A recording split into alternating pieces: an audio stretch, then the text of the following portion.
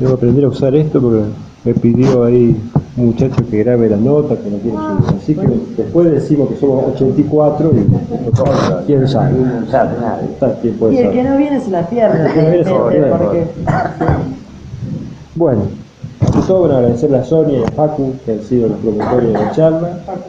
A todos ustedes que venir acá con este frío hermoso. Estar acá, la verdad que no deja de ser un sacrificio por la hora y por un tema que realmente no es un tema que yo maneje en propiedad y que me obligó a estudiar, porque no es un tema. Cuando le propuse tanto a Sonia y a Facu hablar de algo de historia, básicamente la idea era hablar de temas que yo ya tengo manejado y guitarrear un poco. Ante la idea de Facu de tocar un tema que tiene presente, como el tema de energía, tarifa, petróleo, YPF, tema actual, remisión de energía, tema actual. me vio obligado a estudiar, cosa que hacía mucho que no hacía.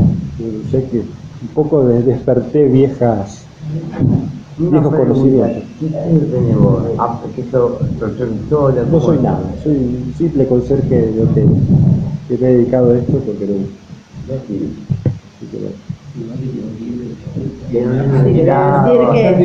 que Carlos nos ha obsequiado para el comité su libro Los Caudillos y que va a formar parte del espacio de memoria de la biblioteca del comité departamental. Después te vamos a pedir que en la rúbrica. Sí.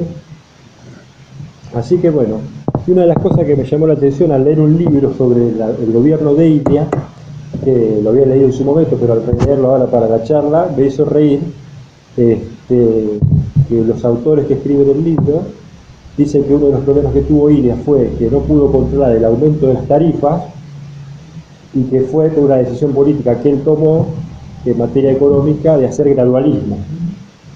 Y que cuando leía eso, digo, esto no puede tener tanto presente, hace 50 años atrás que tenemos los mismos problemas. La cuestión es que la idea de la charla era hablar, enmarcarlo en la historia básicamente de YPF, de la cual el radicalismo indudablemente es no se puede hablar de la historia del radicalismo disociándola de la historia de YPF, es parte integral de nuestra historia, e indudablemente que los problemas del radicalismo como partido organizado para representar intereses en la sociedad actual tienen que ver con que justamente la historia de YPF y la historia del partido, la decadencia de ambos, vienen de la mano. No es menor esa asociación. Así que bueno, la idea es que les voy a contar cosas que he aprendido en los últimos tiempos, porque tienen que ver con cosas que venía, pero me gustaría que vayamos agregando cada uno inquietudes y lo que ustedes sepan, porque no es un tema que yo particularmente maneje a la perfección. El problema del petróleo se inicia en la Argentina cuando el Estado descubre petróleo el 13 de diciembre de 1907 en Comodoro Rivadavia. Una decisión del Estado Nacional que estaba buscando petróleo porque sabía desde las incursiones de Roca y del propio Perito Moreno que la Patagonia el petróleo por lo menos había.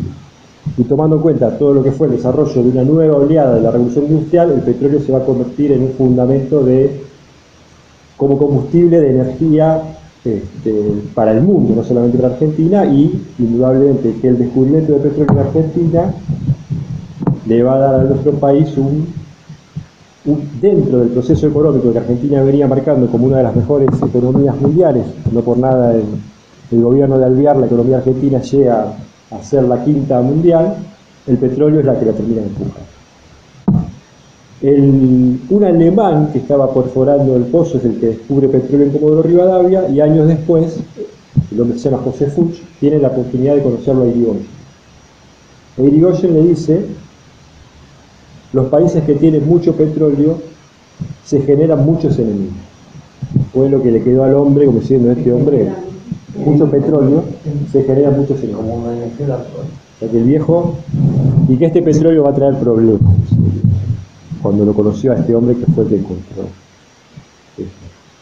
Al mismo tiempo que la Argentina encuentra petróleo y se empiezan a desarrollar todas las empresas petroleras que llegan al país para explorar, explotar, etc., se dan dos hechos que se pueden vincular con una historia del petróleo mundial.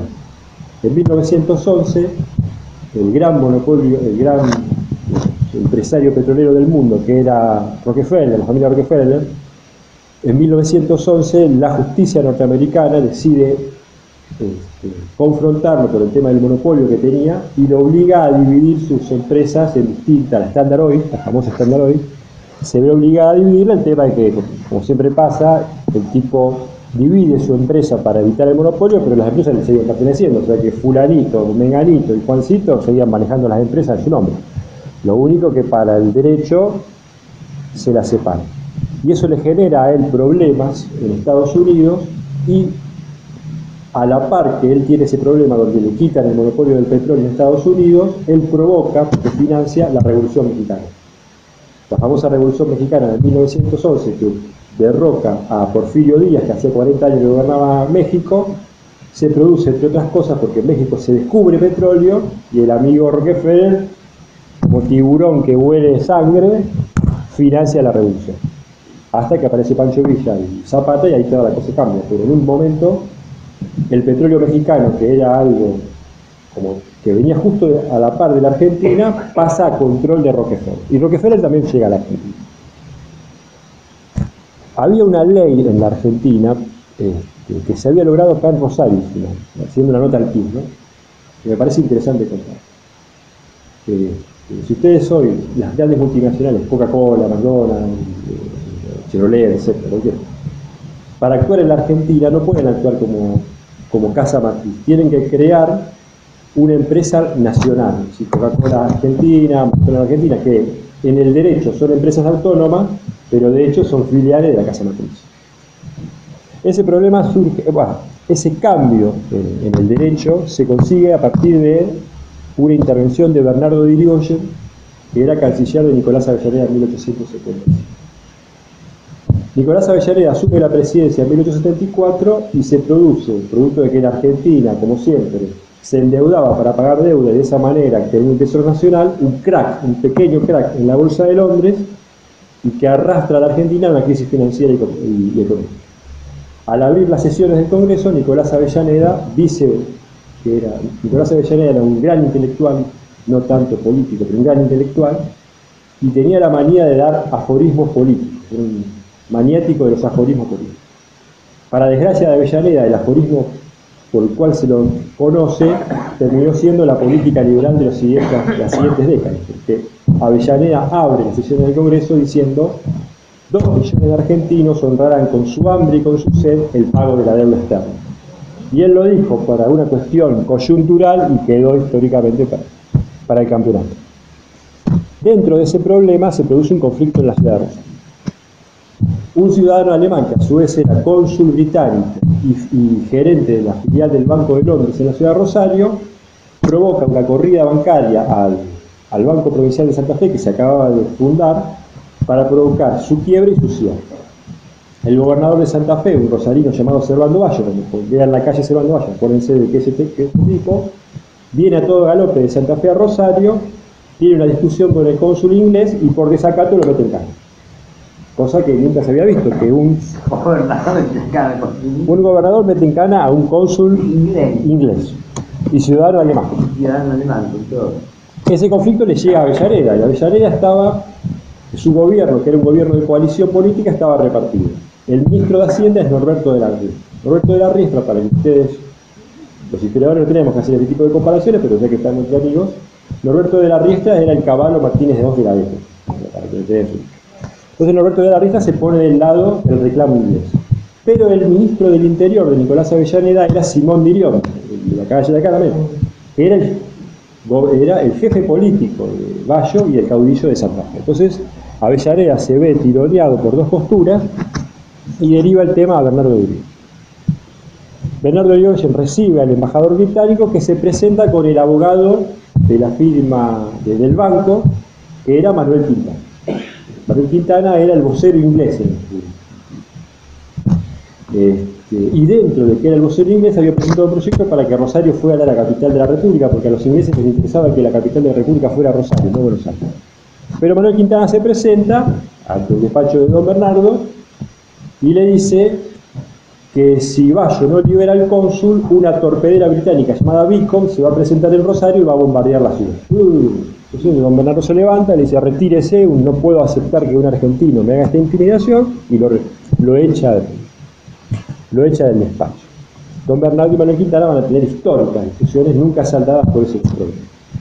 Y cuando se queda con el embajador, le dice: sí, indudablemente Bayo se fue al carajo, se pasó de listo. Pero usted tiene que entender que todas las empresas, por más internacionales que sean, se tienen que ajustar al derecho nacional. Y esa decisión de don Bernardo de Irigoyen de que las empresas internacionales se tuvieran que ajustar al derecho nacional va a sentar jurisprudencia internacional. Desde 1875 en adelante empieza a haber toda una corriente jurídica que utiliza esto que hizo Bernardo de Irigoyen para establecer esto que les digo, que todas las empresas, por más transnacionales, multinacionales, internacionales que fueran, para entrar en un país tenían que crear una empresa nacional y ajustarse a derechos. Volviendo entonces a recorrido. A partir de que se descubre el petróleo en Comodoro y Rivadavia, y se sabe que Argentina era el oro negro, éramos riquísimos en recursos naturales, se empiezan a llegar empresas de todo. La Standard Oil, la Shell, la Anglo-Persian, que después va a ser la principal, el nombre original de la empresa británica, un consorcio de empresarios alemanes con empresarios argentinos que se llama Astra, porque hay una ciudad en la Patagonia donde se produce petróleo. Y lo interesante de todas esas empresas que se construyen en Argentina es que transversalmente tocan a todos los intereses partidarios del país. Entonces, los conservadores eran socios, gerentes, abogados de las firmas estas, y los más mencionados, los más conocidos son Francisco Uriburu, hermano del dictador; Cornejo, gobernador de Salta, al que Irigoyen le interviene en la provincia producto de estos conflictos; Matías Sánchez Orondo, el principal adversario político de Irigoyen en el Congreso, que después va a ser ministro de Uriburu; por el lado de lo que después serían los antipersonalistas, Rómulo Naón, que era el embajador argentino en Washington, y que en un momento dado Irigoyen lo echa porque se da cuenta de que Rómulo Naón, en vez de ser embajador argentino en Washington, era el representante norteamericano en Washington para la Argentina. Entonces lo echaron. Vicente Gallo, también por ahí la foto, uno de los grandes líderes del antipersonalismo, que también estaba asociado a una firma norteamericana que actúa en Bolivia, que pasaría completamente desapercibida si no fuera que el principal socio de esa firma era nada más y nada menos que Sludil Braden, el famoso Braden después del conflicto con Braden. Y otro antipersonalista importante que andaba vinculado a ese tema era Carlos Becú, que fue el primer canciller de Irigoyen, y cuando Irigoyen se da cuenta que Becú, en vez de defender los intereses argentinos, defiende los intereses petroleros, lo echan. Pero también, en lo que después derivaría en el personalismo, las empresas también eran muy fuertes. Sin ir más lejos, el primer ministro de Hacienda de Irigoyen, Domingo Salaverry, tenía acciones en estas empresas, o sea que muchas veces actuaba en beneficio de las empresas en vez del país. Pablo Toreno, irigoyenista de la primera hora, pero que fue ministro de Obras Públicas de Irigoyen, que también actuaba en beneficio de una empresa en particular. Y los gobernadores, los futuros gobernadores de Buenos Aires, Valentín Vergara y Nereo Crobeto, que también tenían acciones en estas empresas y que, cuando les tocó gobernar la provincia de Buenos Aires, auspiciaban a estas empresas en detrimento de YPF. A la mierda. O sea que no es todo tan blanco y negro, sino que estaba todo bastante mezclado como siempre, porque cuando hay guita, los políticos suelen... los políticos. Era un empresario humano. Son seres humanos. Disculpen, era empresario como el gabinete de Macri, ¿verdad? Sí, actuaban siempre así, como de los dos lados del mostrador. Es como lo que pasaba, ¿verdad? El primer gran hombre del petróleo argentino es Pablo Nogués, que era un hombre que era el principal intelectual que tenía el conservadurismo en materia energética, no solamente en petróleo, sino en agua, sino en los servicios públicos, también en ferrocarriles, y el cual, a pesar de venir del conservadurismo, los gobiernos radicales le respetaron porque la sapiencia del hombre valía más. Entonces el tipo fue funcionario de todos los gobiernos, sin importar el signo político, porque el tipo sabía mucho y además era un patriota, más allá de ser un conservador antirradical. Y el otro tipo, que era el némesis de Torello, era el radical Alfredo de Marchi, que no es justamente el más conocido de todos. Porque Alfredo de Marchi es el cerebro de Torello. Alfredo de Marchi, además, tiene una historia particular que lo hace todavía más interesante. Era hijo del primer cónsul suizo en Buenos Aires y a su vez, por parte de la madre, era nieto de Facundo Quiroga. O sea que el tipo tenía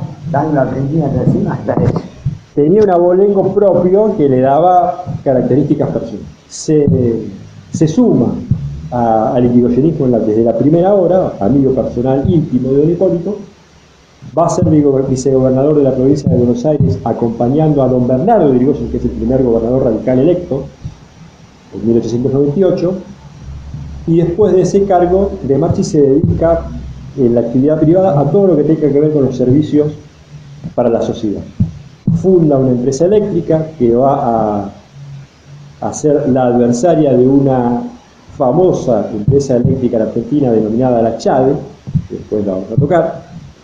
Al mismo tiempo va a ser el primer director o uno de los primeros directores de las empresas, de una empresa de gas en la Argentina que suministraba el gas a las empresas y al ferrocarril, no tanto al usuario común, digamos.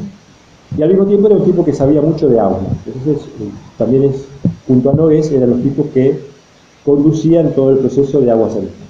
Así que era el tipo que más sabía en materia energética en el radicalismo, pero en un primer momento Irigoyen no lo nombra. Porque en un primer momento Irigoyen, cuando sube en el 16 llevado en andas por el pueblo a la Casa Rosada, no tiene una posición firme con respecto al petróleo. En general, permitía o entendía que podían coexistir las empresas internacionales, los capitales argentinos y la participación del Estado, podían coexistir, no había problema. Pero surge un inconveniente anecdótico, pero que pinta de cuerpo entero lo que pasaba en la Argentina, y un tema que, como hablábamos con Sonia y Facu cuando planificábamos la charla, un tema que es muy difícil hablarlo hoy en Argentina, que es el tema de un país, si un país puede ser realmente soberano si no tiene defensa militar. Un tema que hoy, debido a todo lo que nos ha pasado, es tabú, pero en ese momento un país que no tuviera defensa militar no tenía sentido que fuera soberano. La cuestión es que había un militar que venía haciendo carrera en todo lo que fuera la ingeniería, ¿no? el tipo en sí es ingeniero, y que en el gobierno de Irigoyen ocupa el cargo de la dirección logística de la aeronáutica que se acababa de crear. La aeronáutica, como ustedes saben, es la aviación de la Marina. Y el tipo era el que, al ser el director de logística, el que se relacionaba directamente con una empresa norteamericana, que era el que le vendía el combustible argentino para esos primeros aviones de defensa. La cuestión es que este empresario le empieza a retasear el combustible a este director, entonces el director dice: lo que ustedes están queriendo hacer es dejar a la Argentina en defensa. Y cuenta en sus memorias que debido a esto decidí dedicar el resto de mi vida a combatir estos trus que quieren acogotar la soberanía nacional. Y este director de logística, que había llegado a ese cargo por sus conocimientos, pero que bajo ningún aspecto pensó que se iba a convertir en el que se iba a convertir, era el general Enrique Mosconi. Enrique Mosconi se relaciona con De Marchi, le cuenta lo que pasó. De Marchi, por supuesto, además es interesante lo que cuenta Mosconi porque no es una nueva nota al tipo. Es muy parecido a lo que le pasaba a Bernardo de Irigoyen, por eso siempre lo cito. Bernardo de Irigoyen se había convertido en la principal referencia argentina en materia de derecho internacional y había iniciado su carrera muy joven al lado de Rosas. Don Bernardo estaba vinculado, él venía de una familia de Prosapia, es sobrino y ahijado de Agustín Pinedo, ¿no? El Pinedo estaba en esa época, que era el círculo íntimo de Rosas, y a su vez don Bernardo de Irigoyen es padrino de bautismo, comunión y confirmación del famoso Federico Pinedo, abuelo del que estaba hablando hace mucho tiempo. O sea que tenía todo. Y don Bernardo, cuando se empieza a a relacionar con Rosas. A Rosas no le gustó que don Bernardo se empezara a acercar de a poco a Manuelita, entonces lo despachó, lo mandó a Chile para que alejarlo de Manuelita. Don Bernardo tiene un conflicto con Sarmiento en ese momento por el tema territorial de los límites argentinos con Chile, y a su vez Rosas lo deja en Mendoza controlando ese tema, y a su vez para que controle y asesore a los caudillos cuyanos para que no se le escapen. En 1851 Rosas lo llama a don Bernardo para que le cuente cómo está todo en vísperas de Caseros, y don Bernardo va contento con una carpeta así diciendo: a este viejo le tiro encima todo lo que sé y me va a nombrar ministro de algo.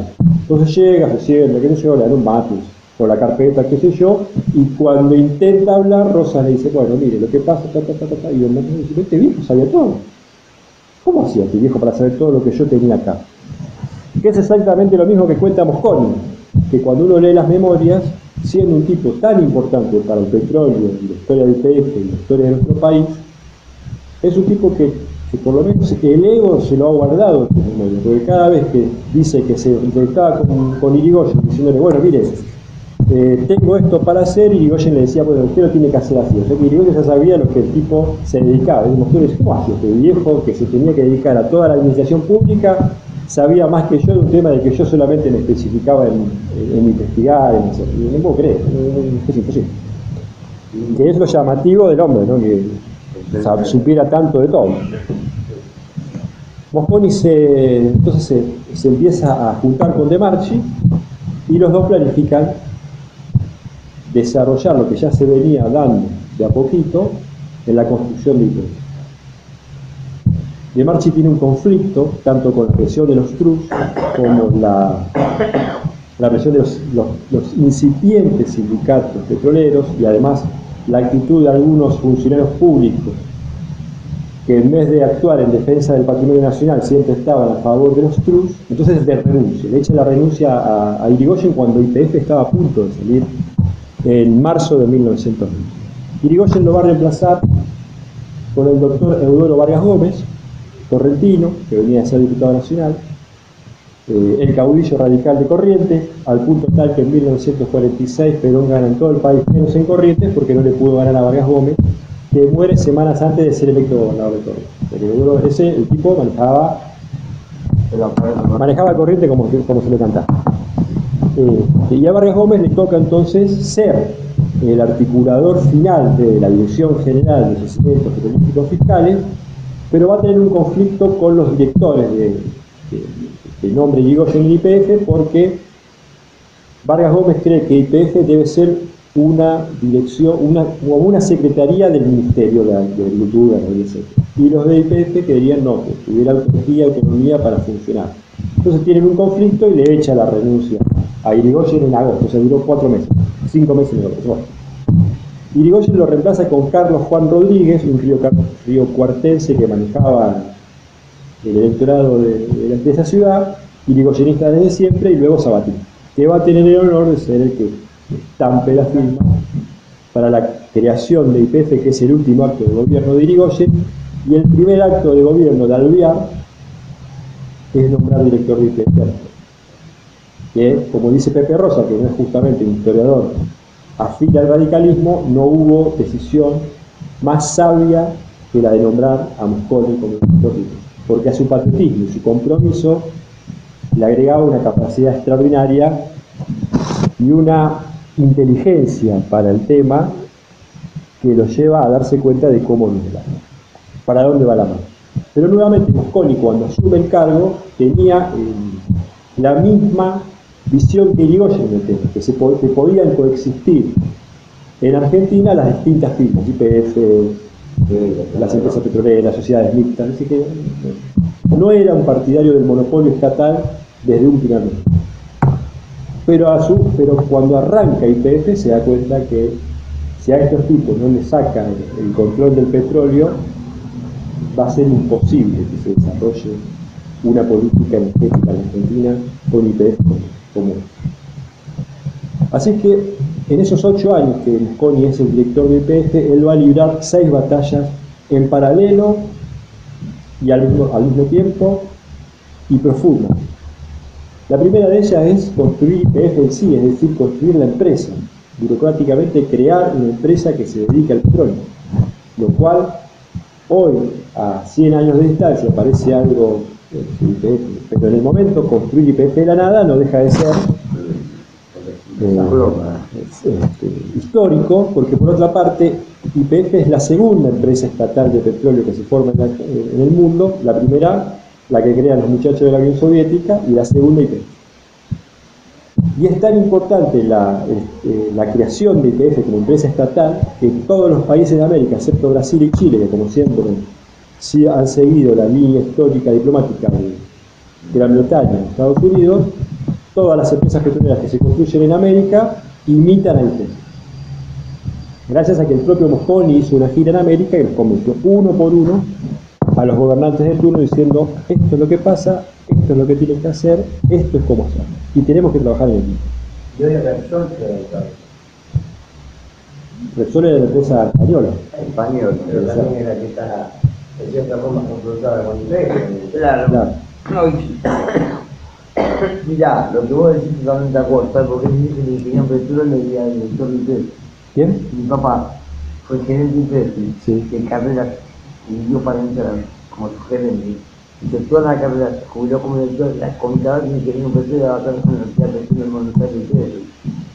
Yo cuando tenía 5 o 6 años conocí como dos Rivadavia que jugaban los gatos petroleros. Y no me olvido más de esa época, que pasó en mi vida. Porque yo conozco petróleo, lo conozco a verme criar y creo que es mi papá. Porque vos estás totalmente de acuerdo, comparto con vos. Bueno, el primer problema entonces es que le surge a Mosconi, gracias a la revolución de Bárbaro, es construir YPF. El segundo problema que tiene presente y que no ha quedado saldado ni en la discusión teórica, ni siquiera con la reforma de la Constitución del 94, es si los recursos que se descubren son nacionales o son provinciales. Es una discusión que no se ha saldado y que en todo caso Mosconi tuvo la posibilidad de que esa discusión no se diera, porque la gran mayoría de los pozos petroleros se encontraron en los territorios nacionales. Entonces era la administración del Estado Nacional, entonces esa discusión no la tiene. Distinto es el caso de Salta, donde Irigoyen interviene, y aun cuando interviene por el tema además de que abrir la libertad electoral, los gobernadores radicales de Salta nunca fueron muy dados a una política consecuente con el. Hay un permanente tironeo entre Mosconi y los gobernadores irigoyenistas, porque no es que solamente los antipersonalistas los controlaban, lo reitero, era transversal. O sea que Mosconi inclusive peleaba con sus propios correligionarios que aflojaban el problema. Y es entonces cuando Mosconi cambia la situación de aquellos que podían coexistir a que tiene que ser nacional y el monopolio estatal. Al mismo tiempo, la empresa no estaba preparada para ser una empresa petrolera. O sea, no solamente tuvo que construir burocráticamente una empresa como YPF, sino que tiene que construir la empresa petrolera en sí. Y eso viene de la mano de crear o de construir una destilería. YPF, según la historia que cuenta Mosconi,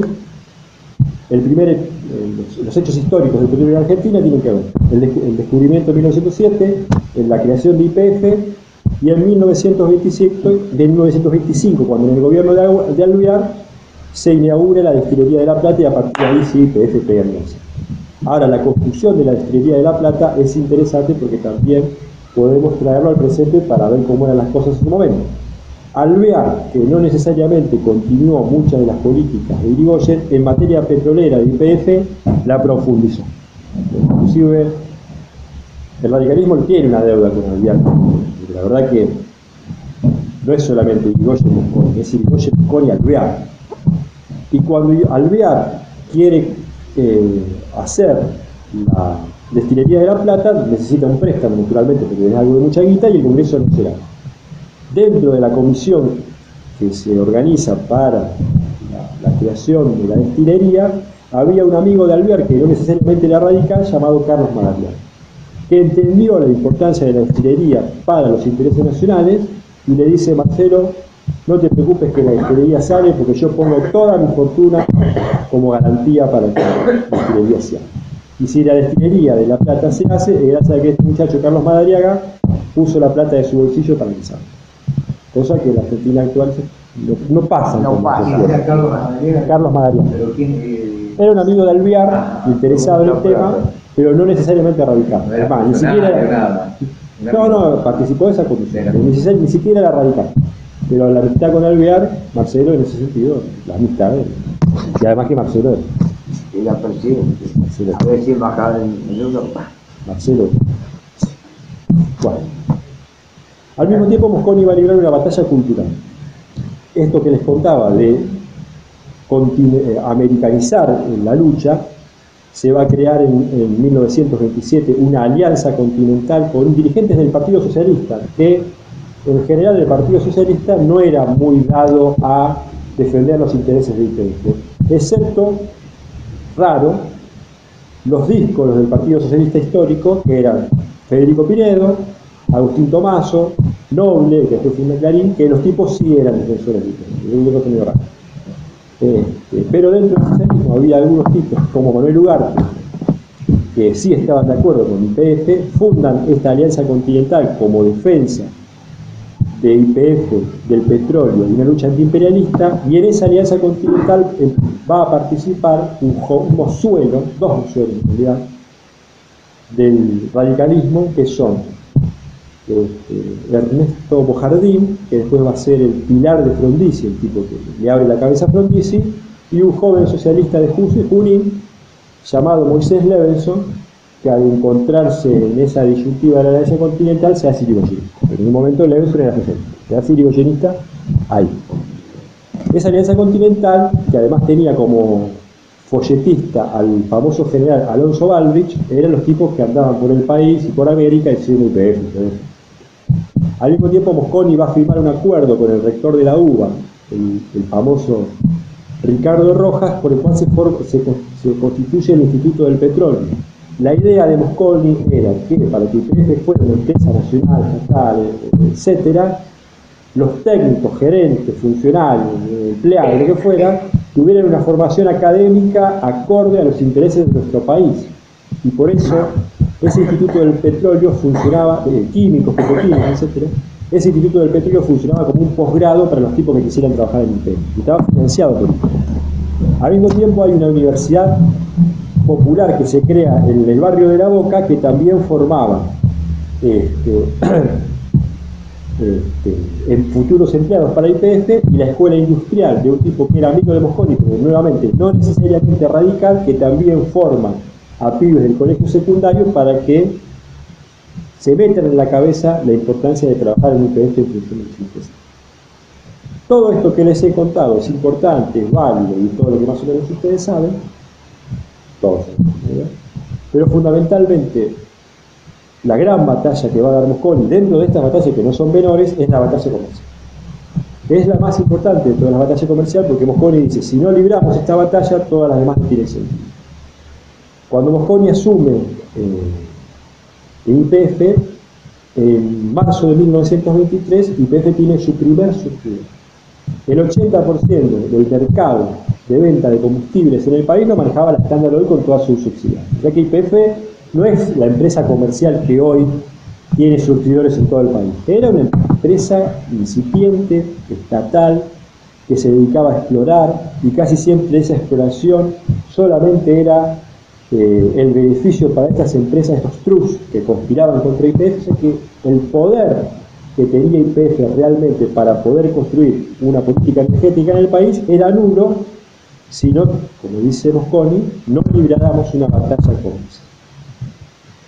Y esa batalla comercial, que viene de la mano con los debates en el Congreso, con el monopolio estatal y la nacionalización de los recursos, la propiedad del subsuelo es inalienable del país, como dice Mosconi, si lo pronuncié bien.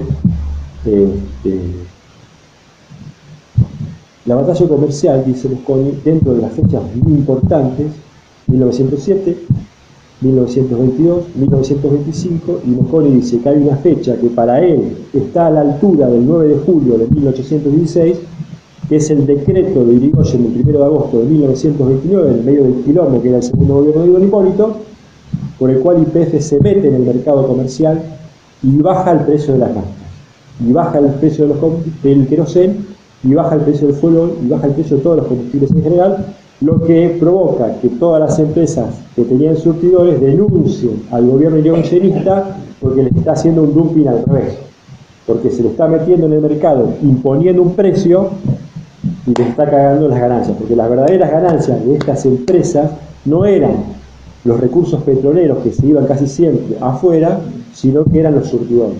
Cuando Irigoyen y Mosconi se meten con el tema de la batalla comercial, le están metiendo la mano en el bolsillo. Y ahí es cuando se empiezan los quilombos y empieza la conspiración para derrotar. Porque no solamente el 1 de agosto Irigoyen establece este decreto, sino que meses después vuelve a bajar el precio y los vuelve a cagar. Los vuelve a pagar. Y además, los surtidores privados empiezan a perder competitividad con YPF, que de un surtidor pasa a tener 1045 a fines de 1929, es decir, que YPF ya se está convirtiendo en la empresa comercial más importante del país. Y además Irigoyen establece un nuevo decreto, que es el tercero ya, baja de precios, segunda baja de precios, que es surtidor que cierra, surtidor que se debe vender el precio. Y no solamente le está ganando la batalla comercial, sino que el monopolio se está convirtiendo total. O sea que YPF iba camino a quedarse con todos los surtidores del país. Eso es lo que va a provocar la aceleración, dentro de los desastres que era el gobierno de Don Hipólito, del golpe de 1930, donde la gran mayoría de los que participan en el golpe y después van a ser funcionarios de Uriburu sentían que las decisiones de Irigoyen venían de la mano de quitarles el pinche negocio que no surgió. Dentro de las semanas anteriores al golpe, Irigoyen tiene un segundo problema, se le agrega un problema que era una solución. Y aquí ya dejamos el relato histórico de Mosconi y se nos mete en la historia un personaje fascinante de la historia del radicalismo que hoy ya no está dentro de nuestra historia, que es Arturo Frondizi. Arturo Frondizi dice, que es el punto mojardino, por su famoso libro Petróleo y Paz de Política, cuenta que en las semanas anteriores al golpe, Mosconi, para romper con la dependencia que tenía todavía Argentina de estos trust europeos y norteamericanos, firma acuerdos con la petrolera rusa, con la petrolera soviética, que era un intercambio por el cual la Unión Soviética nos vendía petróleo ya refinado y ellos se llevaban, para las necesidades rusas, tanino, lana y carne de oveja. Entonces quedó brillante y Frondizi dice, era fundamental que Irigoyen hiciera eso porque nos rompía la dependencia que todavía nos quedaba de los trust europeos y norteamericanos. Por supuesto que el golpe del 6 de septiembre termina con eso, y esto me permite una pequeña reflexión final sobre esta primera parte de la charla, porque no sé si vengo bien, si estamos bien, si estamos aburridos, estamos bien de tiempo. Porque bueno, el convenio se cae, pero Rusia igualmente necesitaba tanino, oveja y lana. Así que lo que hizo fue, bueno, lo que era un convenio que les favorecía, porque ni siquiera tenían que poner guita, simplemente tenían que entregarle petróleo a la Argentina, compraron el tanino a Estados Unidos y la oveja, las lanas, se la compraron a Gran Bretaña, por una particularidad. Las lanas y ovejas que Gran Bretaña le vende a Rusia son las mismas lanas y ovejas que Gran Bretaña le compraba a la Argentina. O sea que los muchachos que asumieron el poder el 6 de septiembre de 1930 por su cerrada visión política y comercial con los asuntos argentinos, se perdieron un pinche negocio. Derrocarlo a Irigoyen está bien, derrocarlo, está bien. No lo aguantás más, pero no te pierdes el negocio que era favorable al país. Estos muchachos que gobiernan con esta mensaje liberal tienen este problema, ¿no? Piensan que se pueden enriquecer a costa del Estado cuando, por una cuestión lógica, cuanto mejor funcionen las cosas en la economía, vos más te va a poder corromper, enriquecer, lo que vos quieras. Es el problema que cuenta Juan Vital Surrín, con el cual vamos a cerrar la charla, que dice: si yo tengo que hablar de un fracaso en gestión económica en el gobierno de Alfonsín, es el de no haber convencido nunca a los empresarios argentinos de invertir en el país y de darse cuenta que la única forma de que ganen guita en serio es que el país le vaya bien. Una cosa completamente lógica, y que Sorville dice: yo la verdad que no lo he estudiado en otras partes del mundo, pero me llamaría la atención que en otras partes del mundo pasara algo parecido a lo que pasa acá. Así cierro esta primera parte que cuenta cómo se forma el tema. Vamos bien, no sé si tienen alguna pregunta, alguna agregado. Ahora, yo tengo una pregunta. Lo que le pasaba a Irigoyen es lo que le pasa a Marco López con el gabinete, hermano. Es lo mismo. Él admitió que no sabía que le pasaba a Irigoyen, acaba de decir una hora. Yo me sorprendió. Me sorprendió porque uno a veces... No, que le pasa más que la rendición médica de la cubre. Uno cuando estudia Irigoyen tiende a idealizar las cosas, ¿no? Pero no, claro. Cuando uno estudia la historia se da cuenta que en realidad no es así. Irigoyen no nació Irigoyen, se hizo así, se hizo. Luego me repetí, dice, más que la rendición médica de la guía, 3%. Y todo es así. La historia argentina a veces es una espiral que se repite en la misma. Bueno, con la asunción de esta dictadura de 1930 cambian las cosas, pero cuando llega el general Justo a la presidencia, el general Justo nombra en YPF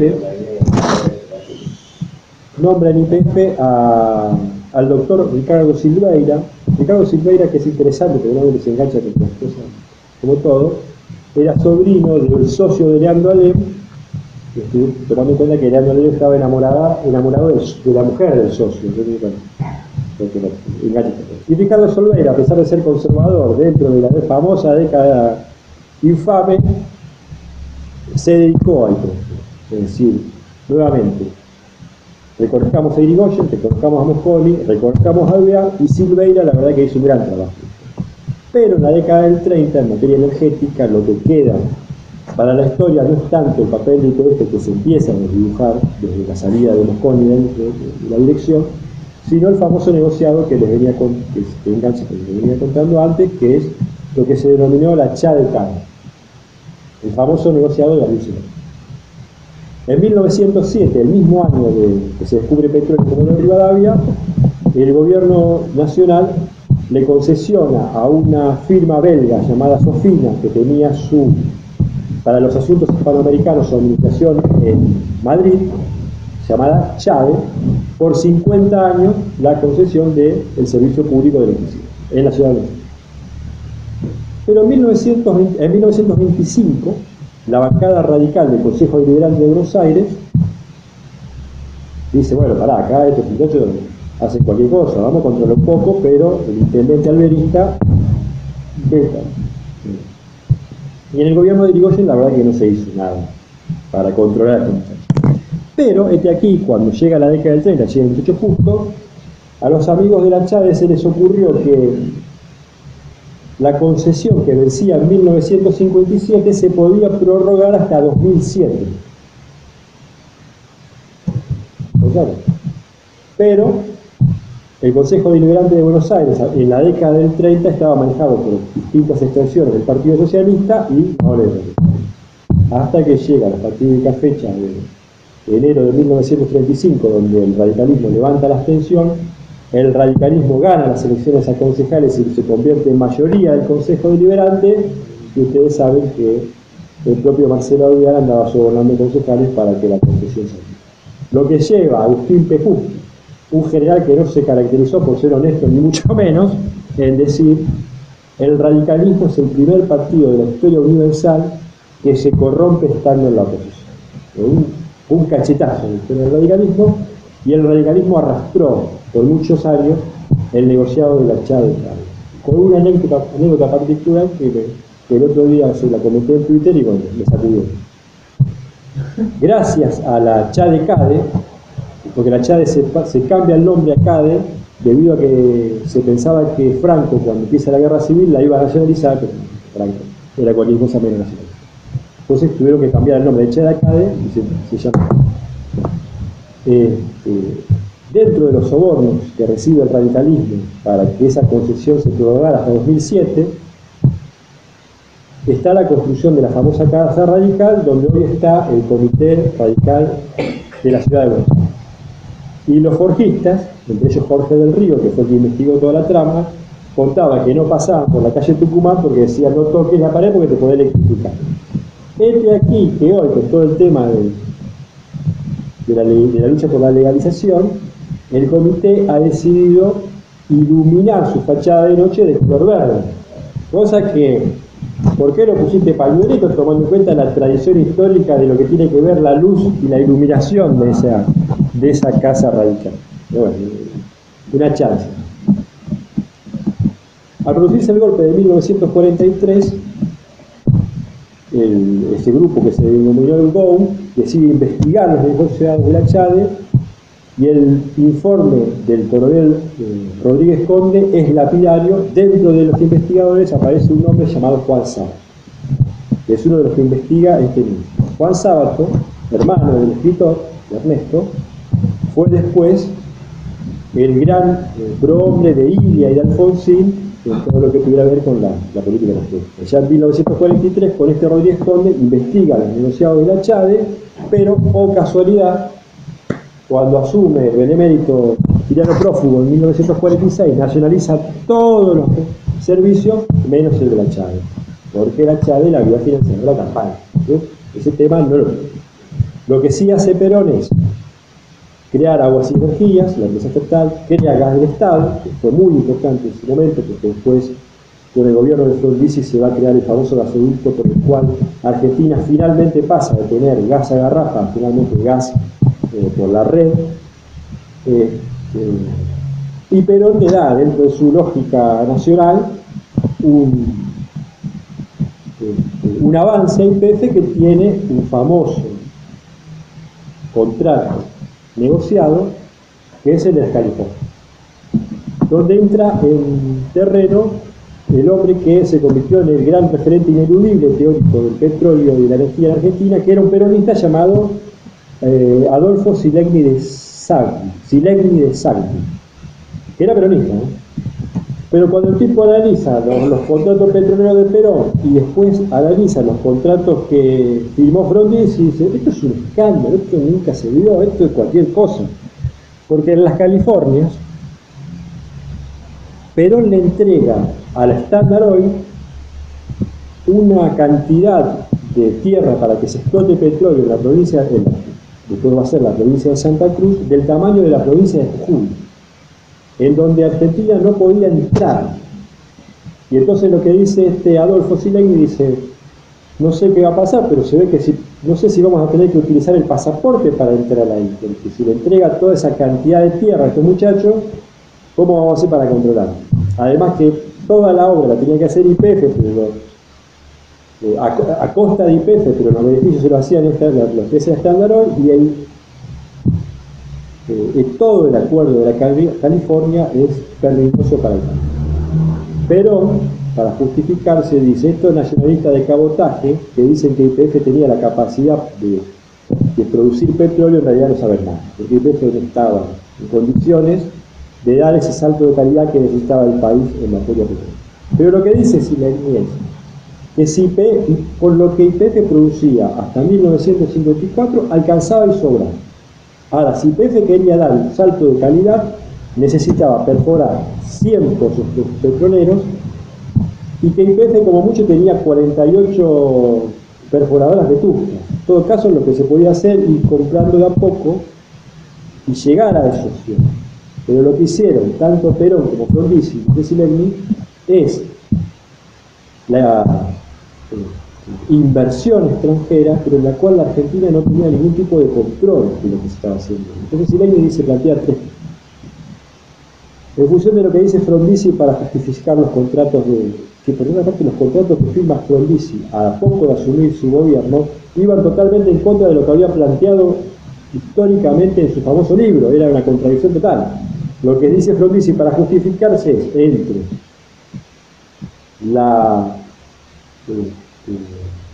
el valor intelectual del escritor y el estadista, yo me quedo con las necesidades del estadista. En realidad, Frondizi dice, al asumir 1958, que Argentina tenía una deuda externa de $1.000 millones, que Argentina necesitaba 15 millones de litros de petróleo, que IPF solamente producía 5, que los otros 10 se importaban y le ocasionaban un gasto de 300 millones de dólares, es decir, que el 30% de nuestra deuda externa, todo el incremento de la deuda externa después de la salida de Perón tiene que ver con la importación de petróleo y de energía, lo que nuevamente es lo que está pasando ahora.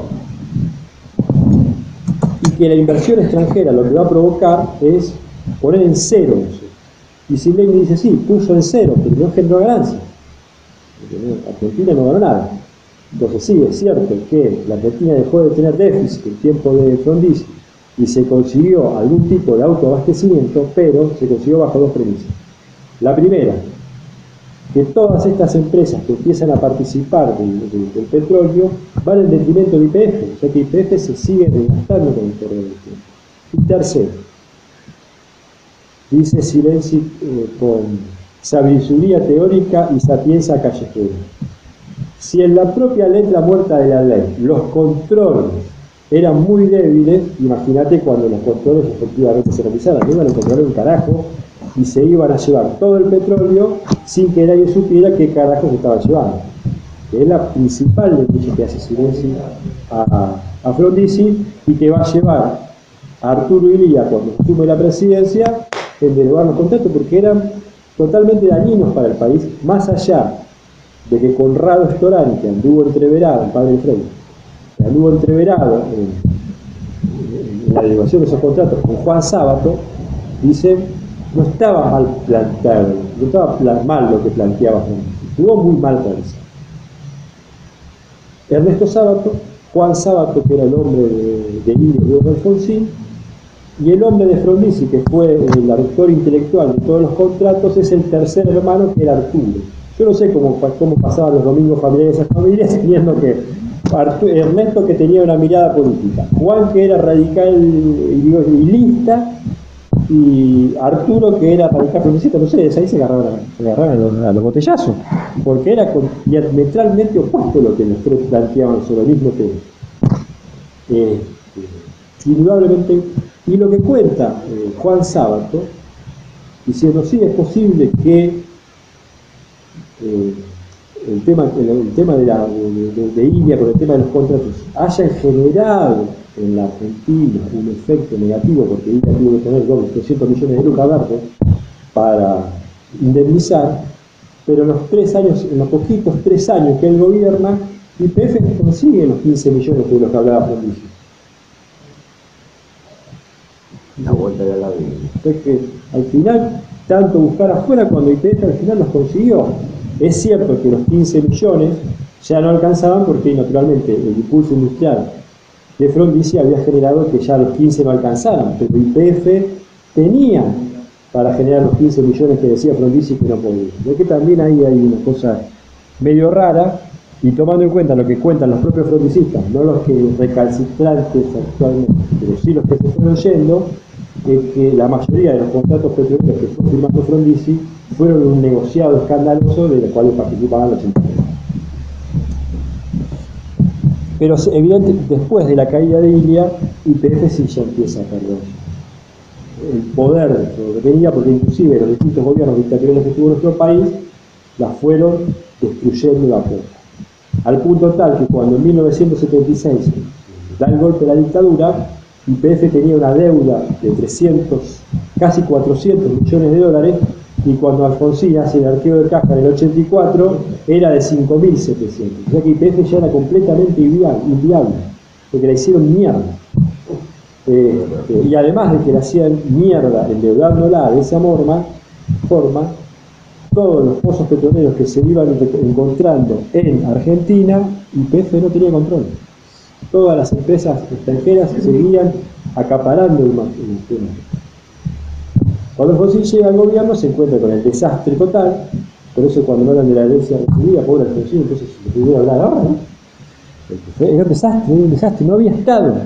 Alfonsín tuvo que reconstruir el Estado. Lo podemos criticar, porque el viejo lo podemos criticar desde donde le encontremos asunto, lo podemos matar. Y encima el pobre viejo te recibía en la avenida Santa Fe y tenía que escuchar a todo lo que decían. Pero vos, que esto, y el viejo, bueno, para qué querés.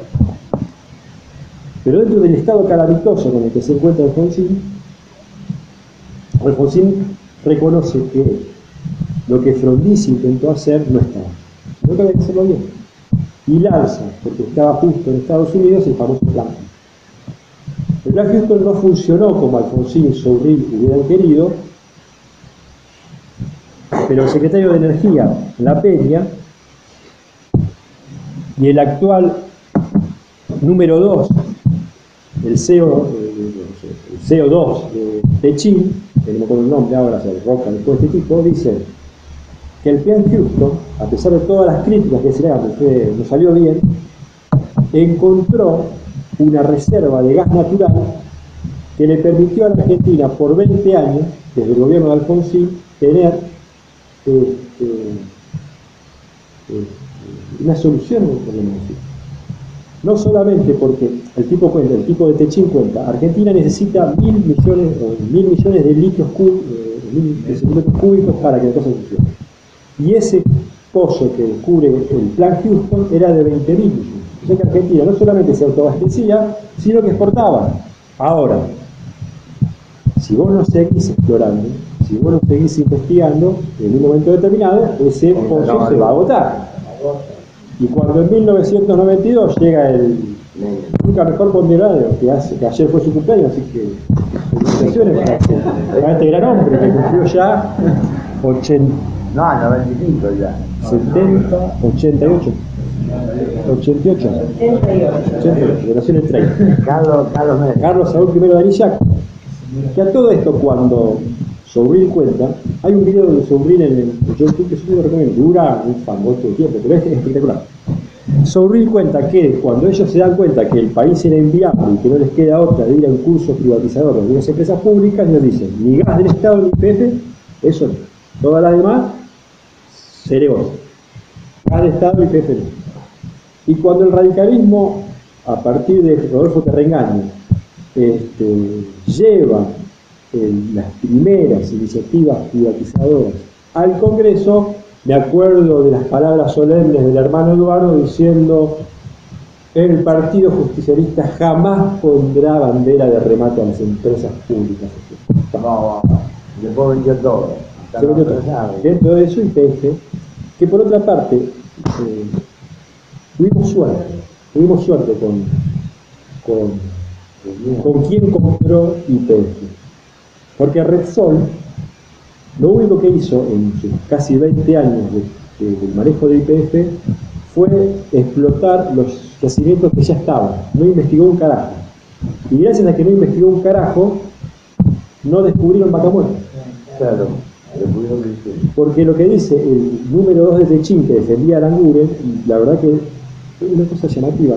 Ustedes saben cuál es mi opinión del gobierno actual, pero cuando uno lo escuchaba, este tipo de Techín, uno decía la puta. Bueno, escuchemos un poco más porque no es tan cipaya la cosa para resumir. Aranguren tenía un plan. Dice: si aquel pozo que se encontró con el plan Houston era de 20.000 millones, la Argentina necesita 1.000, lo que posiblemente se encuentre en Vaca Muerta sea de 300 a 500. A la mierda. O sea que Argentina daría un salto de calidad completo. Hello, Moto.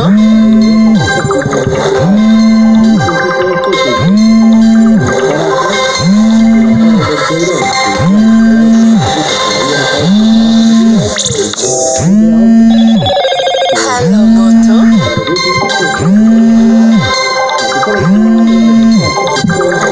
Nuevamente tiene una posibilidad de salir adelante si lo de Vaca Muerta funciona. Y él lo que dice es que yo no se lo escuché a ningún funcionario del gobierno. Es llamativo. El tipo dice que el incremento de las tarifas que vive hoy la Argentina tienen que ver porque se está financiando esa explotación de la tarifa. Dentro de la lógica del tipo que, reitero, lo defendía Aranguren. Pero si un miembro del gobierno, de Aranguren para abajo, del costado, pudiera defender de esa lógica, el debate tendría otro temático.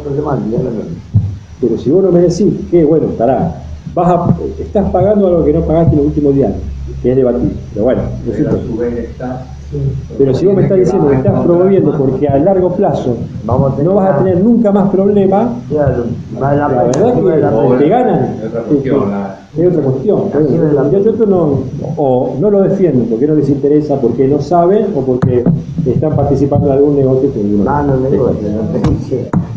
Como yo no tengo como ya les dije, como yo no soy un experto en la temática, voy a cerrar la exposición con dos anécdotas personales porque no puedo hacer un cierre de un tema que no manejo, la verdad, para hacer una reflexión. Pero sí puedo hacer una anécdota personal, enganchando con el tema de cosas que sí me pasaron. Cuando yo militaba ya lejos hace tiempo, en el año 2000, me tocó visitar el barrio de La Florida donde estábamos trabajando. Estaban en las puteadas porque cuando hacía calor no había presión de agua y encima las obras de cloaca terminaban en 2017. Estamos hablando de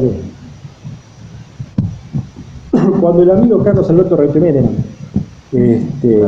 privatiza la Dipos, nuevamente es esas cosas que solamente pasan en nuestro país, no sé si está pasando en nuestro país. La Dipos le entrega toda la escritura a la empresa privatizada de agua, pero el Estado provincial se sigue haciendo cargo de las obras. O sea que lo único que hacía agua era pagar los sueldos de lo que laburaba y cobrar las tarifas como se le cantaba del orto porque nadie las controlaba, porque el que tenía que controlar era el nunca mejor recordado Horacio. Ahora se dan mis amigos.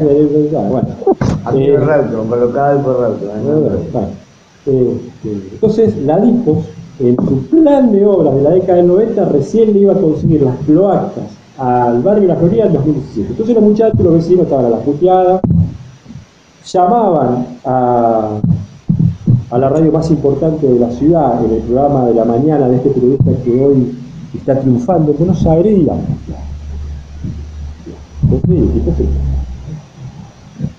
Yo ahí me involucro con un tipo que se llama Carlos Facendini, un tipo que al principio me parecía que interesante, pero voy a obviar mi opinión personal. Bueno, la cuestión es que, claro, estábamos muy enganchados porque el reclamo de los vecinos, pasado por el principal programa escuchado de la radio, en esa época la radio que había tenido un poder estado también, decíamos, en algún momento va a llegar, y en un momento dado, se silenció el tema en la radio. Tomando en cuenta lo que nosotros conocemos en otro país, algún chanchullo, pero no nos enteramos. Yo dejé de militar, y al tiempo, porque somos una ciudad grande, pero somos un pueblo que todos sabemos, supe que el director provincial, el director de propaganda de la empresa, fue a hablar con el productor y el periodista en cuestión, que era el más escuchado en Rosario y que hoy está triunfando en Buenos Aires, y le dijeron: mire señor, nosotros le estamos poniendo, supóngase, 200 millones al programa, pero estas quejas de los vecinos no van. Entonces dice que el periodista se levanta y dice: ustedes no me van a censurar.